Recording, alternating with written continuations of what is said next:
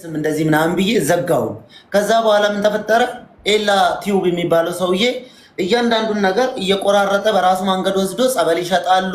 25 ድራም አይደለም ዲሊቨሪ 10 ድራም ነው 15 ብር ራሳቸው ናቸው ገቢ የሚያገኙበት ምናምን በጣም ብዙ ነገሮችን ብሎ ጸበል ይሸጣሉ ብሎ ቪዲዮ ሰራብን። እኛ ጸበል አልሸጥንም። ጸበል ይሸጥንላቸው ሰዎች ካሉ መጥቶ ይጠይቁኝ። አይደለም ጸበል ይሸጥንላቸው ጸበል ይሄን አክል ብር ያስከፍላል ወይንም ደግሞ ያለ ብር ጸበል አንልክላችሁ ያልናቸው አይደለም ብር የተቀበልናቸው እንደዚህ ያልናቸው ሰዎች መጥቶ ይክሰሱኝ፣ ይጠይቁኝ። እኔ እቀጣለሁ፣ ይቅርታ ጠይቃለሁ። የራሴ ጥፋት እንደዛ አይነት ጥፋት ካለብኝ ኦርደር እናወጣለን። ኦርደር የምናወጣላቸው ልጆች ጸበል ሲጠይቁን ጸበል ውስጥ አድርገን ከነ ኦርደሩ ልከንላቸዋል። ኦርደር ምንም ነገር የማይፈልጉ ልጆችም አሉ። ጸበል ስሉ ጸበል ብቻ የሚፈልጉት ጸበል ልከንላቸው 25 ብር ዲሊቨሪያቸውን ከፍሎ ተቀበሉ። እኔ ከኢትዮጵያ የራሴን እቃ ማምጣት ሲገባኝ 18 ሊትር ማለት 18 ኪሎ ይዤ መጥቼ ለነሱ ሰጥቻለሁ። 18 እኮ ኪሎ እቃ ይዤ መምጣት ይችላለሁ። መልካም ላልገዛ ሰው ሳይቀር ጸበል ሰጥተካል በነፃ እመቤቴን ሰጥቻለሁ። ክርስቶስን ላልገዛ ሰው እኮ መስጠት አይጠበቅበትም። እቃ ለገዛ ሰው በነፃ ጸበሉ ይሰጠዋል። እግረ መንገዱን ለእቃው ዲሊቨሪ ስለሚሰጥ ታጥቼው ለምን አይተውኝም? ለምንድነው ጸበል ሸጠሃል ምሉኝ? የሸጥኩበት አንድ መረጃውን ካም ብኖር ኦኬ። እኔ በሰራሁት ቪዲዮ ጸበል መውሰድ ከፈለጋችሁ ጸበል ይኸውና ይዘን መጥተናል።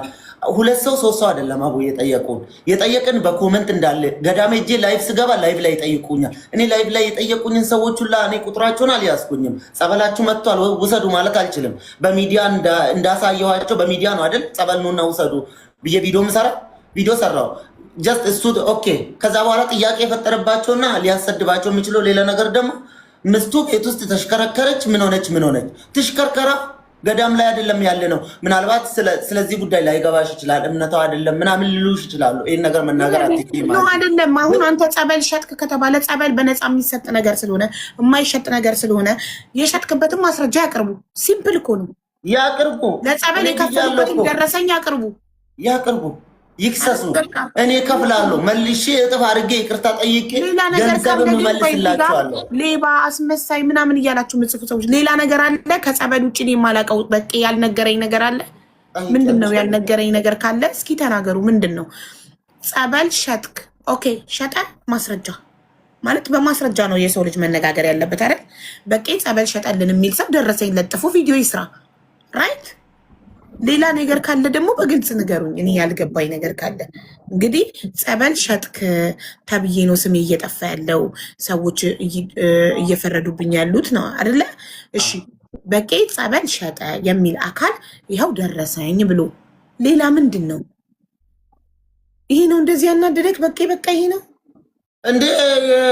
እኔ ባላደረግኩት ከነምስቴ አቶ ዮኒ ማኛ የሚባለው ቅማላም ይሰድበኛል ላይፍ ከብቶ እሱ ሁሉንም ነው እኮ ስራው ነው። ሌላ ስራ የለውም እኮ ስራው ነው። ሁሉንም ሰው ነው። አንድን ሰው አንዴ ያወድሳል፣ አንዴ ያወግዛል፣ አንዴ ይሄ የተለመደ ነው። ስለዚህ በሱ ልትናደድ አይገባም። እኔን አንዴ ያደንቀኛል፣ አንዴ ይሰድበኛል። አንድ ቀንም ከቁብ ቆጥሬ ምላሽ ሰጥቼውም ተናድጄለትም አላውቅም። እሱ ኖርማል ነው፣ ሁሌ ነው። ኮንተንቱ ስለሆነ ችግር የለውም። ግን ሌላ ኤላ ማን ነው ያልከኝ? ኤላ ቲዩብ ነው ያልከው? ኤላ ቲዩብ አውቀዋለሁ። እሱ ልጅ እኮ ትሁት ነው፣ መልካም ልጅ ነው። ከዚህ በፊት እኔ ያለውን ታሪኬን ታውቂያለሽ አንቺ። አብዛኛው ሰውም ያውቃል አረብ ሀገር የሚኖር እኔ ከየት እንደመጣው እንዴት ተነስቼ እዚህ እንደደረስኩ እያንዳንዱን ነገር ሌሊትና ቀን ከመዳም ቤት ልጆች ጋር ተዳርቄ ነው ገንዘብ አምጥቼ እዚህ ደረጃ የደረስኩት። ከጓደኛዬ ጋር ስንት ነገር አሳልፈን ነው እዚህ ደረጃ ትራቭል ኤጀንሲ የተከፈተው። ተበድረን ስንት ነገር ነው ያሳልፈን ትራቭል ኤጀንሲ የተከፈተው። ዝም ብሎ ዳይመንድ አፍሼ እኔ ትራቭል ኤጀንሲ አልከፈትኩኝም። ኤላ የሆነ በጣም ከፍቶኝ እኔ ከቤት ወጥቼ ራሴን አጠፋለሁ ብዬ ቪዲዮ እያለቀስኩ የሰራሁት አለ። እባክህን ወንድሜ እንደዚህ አትሁን ምናምን ብሎ እያበረታታኝ የሰራ ቪዲዮ አለ። ከዛ ተነስቼ እዚህ ደረጃ መድረሴ ሳያደርግ የቤተክርስቲያናችንን ሕግ ጥሰዋል የሚሉት በኮመንት ምንድን ነው? በጣም ያምጡ፣ ሕጉንም ያምጡ። የጣስኩትን የቤተክርስቲያን ሕግ የጣሰው ማለት ጸበልን አምጥቶ ከኢትዮጵያ አምጥቶ ስደት ላይ ላሉ ወገኖች ጸበልን በነፃ መስጠት የቤተክርስቲያን ሕግ አይፈቅደውም።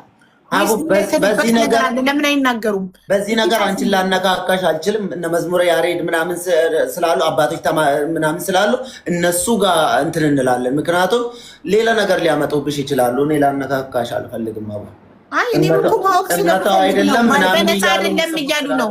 በቂ ምን መሰለህ፣ አሁን እዚህ ጋር እያሉ ያሉት በነፃ አይደለም እያሉ ነው። በነፃ አይደለም ጸበሉን የሰጠው ከተባለ ጸበሉን የሸጥክበት ደረሰኝ ተለጥፎ ቪዲዮ ይሰራና አንተ እውነት ሽጣህ ከሆነ ይቅርታ ትጠይቃለህ። እጠይቃለሁ። እንደውም ካሳውን ላከፍላቸዋለሁ እኮ። ስለዚህ በቃ ጸበሉን ሽጦ ከሆነ በነፃ የሚሰጥ ነገር ከፈጣሪ የተሰጠ ነገር እሱ በገንዘብ ሽጦ ከሆነ እና ማስረጃ ደረሰኝ ካለ ይቅርታ ይጠይቃል። እንዴት ልግባ እና ይስብሻለሁ?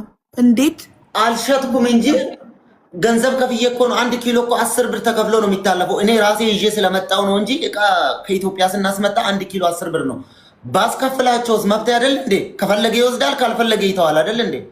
ሰው ራሱን ሲያሙ ፓራስታሞል እንትን ሄዶ ፋርማሲ ሄዶ ሲገዛ ገንዘብ ከፍሎ ነው ይሰጣል፣ ይቀበላል። እኔ ግን ያንን አላደረኩም። አመጣው ሲጠይቁኝ ስለምንም በቄ እባክህ ደጁን መርገጥ ስላልቻልን ጸበል እንኳን አምጣልን እምነቱ እንኳን አምጣልኝ ስሉ አመጣው። መጥቷል ብዬ 18 ሊትር ነው ያመጣሁት። እግዚአብሔር ባለ 2 ሊትር 9 ሃይላንድ ላይቭ ላይ ራሱ ይታያል። ሙሉ ለሙሉ ካስገባን ምናልባት ወይ 1-2 ሃይላንድ ካላስገባን አላውቅም። ያ ሁሉ ይዤ መጥቼ ውሰዱ ብዬ ሲሰጣቸውም ደግሞ ባለቤቴ ጸበል አንሸጥም፣ ጸበል ትሸጣላችሁ የምትሉ ሰዎች ጸበል አንሸጥም፣ ኦርደር ያዘዛችሁ ከኦርደራችሁ ጋር፣ ሌሎቻችሁም ደግሞ ተዘጋጅቶላችኋል ኦርደሩ ተብሎ ጸበሉ በግማሽ ሊትር ሃይላንድ ተደርጎ ግማሽ ተደርጎ እንዳለ ተደርድሮ ቪዲዮ ሰርታ ፖስት አድርጋ ነው የላከችላቸው። ያ መረጃ እንኳን አለ። አንሸጥም ያልንበት ቦታ እንዴት ጸበል ሸጣችሁ ብሎ ያለ ማስረጃ ያለ ምንም ነገር ይሰድቡናል እኮ። ምን አነሳሳችሁ ይሄን ለማድረግ? አቡ ጸበል በሃይላንድ አይቀዳም ተከልክሏል። ስለዚህ ይሄ ነው ጥፋቱ፣ በሃይላንድ መቅዳቱ ነው። ይህንን በትህትና ጸበል በሃይላንድ አይቀዳም ብሎ መንገር ነው። ለሱ መልስ አለኝ አቡ። ጸበል በሃይላንድ ካልተቀዳ አይቀዳም አውቃለሁ። ገዳም ሲሄድ በጃሪካን ነው የቀዳሁት። በጃሪካን ይዤ መጥቼ አዲስ አበባ ግቢ ውስጥ ሆኜ ወደ ሃይላንድ ስገለብጥ ቪዲዮ ሰርቼ ቪዲዮን ራሱ እኔ እንደዚህ ይመጣል ብዬ አላሰብኩኝም። ቪዲዮ ውስጥ ከትቼዋለሁ። ከኢትዮጵያ በ10 ሊትር እንዴት ጸበል ላሳልፍ እችላለሁ? እኔ እንዴት ሻንጣ ውስጥ አስገብቼ ያሳልፋለሁ? ሃይላንድ ላይ ካልጨመርኩኝ እዚህ ብመጣ በምን በጉንጬ ነው የምወስድላቸው ወይስ እጅ ላይ አድርጌ ነው ማደርስላቸው? ሃይላንድ ውስጥ ጨምሬ በኦርደር እነሱ ጋር ካልደረሰ በፌስታል እየቋጠርኩ ነው ወይ ማደርስላቸው? እንዴት ነው የሚደርሳቸው? ትክክል። በምን በኩል ሊደርስ ይችላል? በሃይላንድ ካልተቀዳ ይህንን እንትን ምንድነው ቅድም እንዳልከው የሃይማኖት አባት ምናምን እንጠይቅና ዲያቆን መዝሙር አስገቢው እኮ ይግቡ። ይታሉ አለ ይግባ ካሉ ማስገባት ትችላለሁ። እዚህ ጋር አሁን እዚህ ጋር ማስገባት ትችላለሁ። እንደዚሁ እንዳለን ማስገባት ትችላለሁ። 2 ሰው መግባት ይችላል። እኔ ካለ ብገባ ደስ ይለኛል። ለአንዴና ለመጨረሻ ጊዜ ይህን ጉዳይ ብዘጋ። ከዚህ በኋላ ጸበል አላመጣም ብዬ ነበር። አመጣለሁ፣ ትወስዳላችሁ የታመማችሁት። ከዛ ውጭ ግን ለምታመጡት እያንዳንዱ ነገር እራሳችሁ ትቀበላላችሁ። ማናችሁንም አልሰማችሁም። ማናችሁንም ዝም ካልኩኝ ጥፋቱ ወደ እኔ ሊዞር ነው። ዝም ካልኩኝ በዝምታ ላሳልፍ ነበር። ጸበል ሸጠ ተብሎ ዝም ካልኩኝ እውነት ስለሸጠ ነው ዝም ያለ። ህዝብ ይገለበጥብኛል። አስበሻል? ትክክል። አይ እንዴ አንተ እኮ የቢዝነስ ሰው ነህ። ስራዬ ላይ ሌላ ነገር ሊያመጡ። በእርግጥ እኔ ልጆቹ ያውቁኛል ከመጀመሪያ ጀምሮ። ዮኒ የታውቃለሁ ምናምን ብሎ ተናገረ። እንደሱ አይነት ልክስክሳም ሰው ሊያቀኝ አይችልም። ዛሬ በጣም ነው ምላሴ የረዘመ። በእርግጥ ግን አንዳንዴ ካልተናገርክ ባለመናገር ደጃዝማችነት ይቀራል እና አንዳንዴ ሲበዛ ወጥቶ ተናግሮ ራስን ማስከበርም ትክክል ነው። ሁሌ ዝም ማለት ፈሪ ያስብላል። አንተ ጸበሉን አመጣህ። በሃይላንድ መቅዳትህ ከሆነ ትክክል ያልሆነው የሃይማኖት አባት ትክክል እንዳልሆነ ይነግርሃል። ይቅርታ መጠየቅ ያለብህ ፈጣሪህንም ከሆነ ህዝብህንም ከሆነ ይቅርታ ትጠይቃለህ። አለቀ። ከዛ ውጭ ግን ጸበሉን አንተ በነፃ ነው ለህዝብ የሰጠከው። ምንም ይህን ያህል እንትን የሚያስብላቸው ግን አንተ ልትናደድላቸው አይገባም። ያው ልክ የሰው ልጅ ትንሽ ከፍ ስትል በተለይ የቢዝነስ ባለቤት ስትሆን ቢዝነስህን ስም ለማጠልሸት አንተ ከየት ተነስተህ እዚህ እንደደረስክ ታውቀዋለህ አይደል እንዴ? በቄ አንተ እኮ ከዚህ በፊት የዛሬ ስንት ዓመት በሰዎች ብር ተበልጠህ እቃማክ ተበላሽቶ ራስን ልታጠፋ ነበረ። አሁን ደግመህ እንደዚህ ካደግ ለስንት ሰው የስራ እድል ካመጣክ ስንት ሰው ረድተክ የስንት ሰው ህይወት ከቀየርክ በኋላ ዛሬም እንደ ድሮ ራሴን አጠፋለሁ ትላለህ። ይህን እኔ ካንተ አልጠብቅም።